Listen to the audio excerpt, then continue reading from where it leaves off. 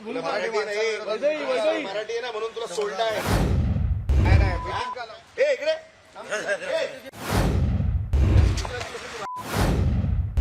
मराठी माणसाला घर द्यायचं नाही, फ्लॅट इथं द्यायचं नाही, ह्यांची ही मेजॉरिटी आहे. आम्ही मराठी कुटुंब 4 लोक आहेत तिथे. तर मराठी जो फंक्शन होतो त्यांचा ना गुजरात्यांचा, त्या फंक्शनमध्ये मराठी लोक यायचं नाही. 2 दिवस झाले हे मॅटर वाढत गेले, मानसिक त्रास देत चाललेत, ग्रुपसारखं पोल करत चाललं की जो आपण जो मराठी माणूस आहे ना जो शिवाय देतो ना त्याला आपण सपोर्ट करायचा नाही, त्यांना साईड होतं, आपली एक मेजॉरिटी बनवायची, आपण एकत्र राहायचं, त्यांना एकत्र टाकायचं, ही त्यांची मानसिकता आहे. काल मला फोन आला, ते मच्छी मटण बनवायचं नाही, स्मेल येतो, त्यांच्याकडे कुत्रा आहे तो नाही पाळायचा.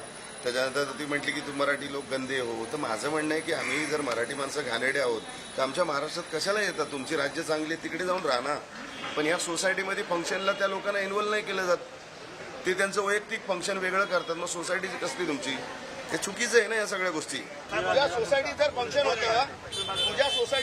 होतं तर अख्खी बेसिंग उतरते ना सोसायटीचं फंक्शन.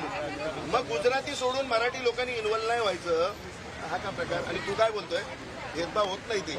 तू ऐकलं, तू काय बोलतो म्हणून तू त्यांच्या पाठी लाचार बनून फिरतो. पण सगळेच मराठी तुझ्यासारखे नाहीयेत. काही मराठी येत ना ते आवाज उचलणार आहेत, त्यातले ते समजलं का? शहाणपणा करतो. रात्री सूट दिली तर काय शहाणा झाला का? त्याने काय ओळख का नाही बोलला? व्हॉट्सअपच्या ग्रुपवरती तू पण ना, व्हॉट्सअपच्या ग्रुपवरती तू आहे ना.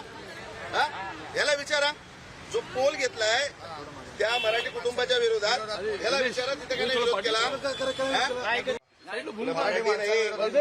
मराठी आहे ना म्हणून तुला सोडलं आहे. इकडे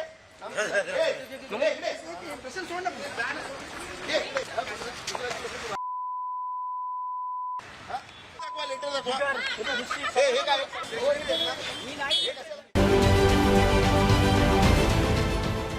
देश विदेशातील प्रत्येक घडामोडींचे लाईव्ह अपडेट मिळवण्यासाठी आता साम टीव्हीच्या सर्व सोशल मीडिया प्लॅटफॉर्मला लाईक, फॉलो आणि सबस्क्राईब करा.